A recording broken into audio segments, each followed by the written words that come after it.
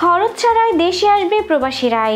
অর্থ মন্ত্রণালয়ের এক কর্মকর্তা বলেন, এটি বাস্তবায়নে সরকার প্রতি বছর 500 থেকে 700 কোটি টাকা ব্যয় হবে, যার জন্য বাজেটে আলাদাভাবে বরাদ্দ রাখতে হবে সরকারকে। বৈধ পথে রেমিটেন্স পাঠানোতে উৎসাহিত করতে সরকার নিজ খরচে দেশে আপনজনের কাছে পৌঁছে দেবে প্রবাসীদের উপার্জিত অর্থ। শীঘ্রই এই সুবিধা পাবেন বিদেশে অবস্থানকারী বাংলাদেশি অভিবাসীরা। এ বিষয়ে বাংলাদেশ ব্যাংক, অর্থ মন্ত্রণালয়, আর্থিক প্রতিষ্ঠান বিভাগ, প্রবাসী কল্যাণ মন্ত্রণালয়, শ্রম ও কর্মসংস্থান মন্ত্রণালয়ের সংশ্লিষ্টদের নিয়ে একটি বৈঠক হয়েছে। বৈঠকে বৈধ পথে রেমিটেন্স পাঠানোর জন্য অভিবাসী শ্রমিকদের কাছ থেকে কোনো ধরনের খরচ না নেওয়ার সুপারিশ করা হয়। প্রবাসী কল্যাণ ও বৈদেশিক কর্মসংস্থান মন্ত্রণালয়ের সূত্র জানায়, বিশ্বের বিভিন্ন দেশে 1 কোটির বেশি বাংলাদেশি কর্মী নিযুক্ত রয়েছেন। এসব মানুষ প্রতি বছর গড়ে আয় করেন $1500 কোটি। এরাই দেশে বৈদেশিক মুদ্রার রিজার্ভ বৃদ্ধিতে সহায়তা করছেন। কেন্দ্রীয় ব্যাংকের তথ্য মতে মালয়েশিয়ান কাজ করেন প্রায় 10 লাখ বাংলাদেশি। 2017-18 অর্থ বছর ব্যাংকিং চ্যানেলে মালয়েশিয়া থেকে $110,72,000 এবং $9,000 কোটি টাকা এসেছে। এই অর্থের পরিমাণ মোট রেমিটেন্সের মাত্র 20%। বাকি 80% অর্থাৎ 36 কোটি টাকা এসেছে অবৈধ পথে। একইভাবে বিশ্বের বিভিন্ন দেশ থেকে বৈধ পথের চেয়ে অবৈধ পথে বেশি আসছে প্রবাসী আয়ের অর্থ।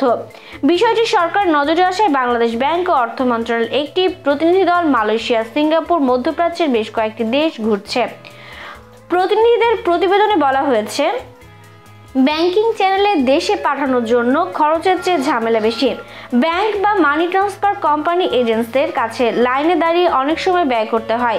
এতে কাজের ব্যাঘাত ঘটে, আয় কমে যায়। এসব ঝামেলা এড়াতে প্রবাসীরা নিজেদের পরিচিত লোকদের কাছে টাকা দিলে সঙ্গে সঙ্গে বাড়ি পৌঁছে যাচ্ছে, আর সেটা অবৈধ পথে বা হুন্ডির মাধ্যমে। এসব কারণে প্রবাসীদের উপার্জিত অর্থ দেশে পাঠানোর প্রক্রিয়া আরও সহজ করার পাশাপাশি কোনো ধরনের খরচ বা চার্জ ছাড়াই প্রবাসীদের আয়ের অর্থ দেশে পাঠানোর উদ্যোগ নিতে যাচ্ছে সরকার।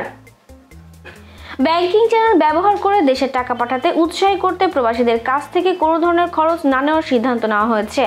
কোনো ধরনের খরচ ছাড়াই দেশে টাকা পাঠানোর বিষয়ে একটি ধারণাপত্র তৈরি করেছে অর্থ মন্ত্রণালয়। বিষয়টি নিয়ে কাজ চলছে বলে জানিয়েছে সংশ্লিষ্টরা।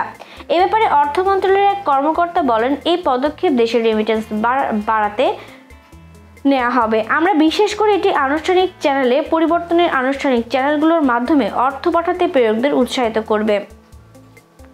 তিনি বলেন, বৈধ পথে রেমিটেন্স পাঠানোর জন্য এই উদ্যোগের বিকল্প কিছু দেখা যাচ্ছে না। যদিও এই বাস্তবায়নে সরকারের প্রতি বছর 500 থেকে 700 কোটি ডলার ব্যয় করতে হবে, যার জন্য বাজেট আলাদাভাবে বরাদ্দ রাখতে হবে সরকারকে। তো বন্ধুরা, আপনার কি মনে হয় বাংলাদেশ সরকার যে উদ্যোগটি নিচ্ছে এতে করে কি প্রবাসী ভাইরা বৈধ পথে দেশে টাকা পাঠাবে?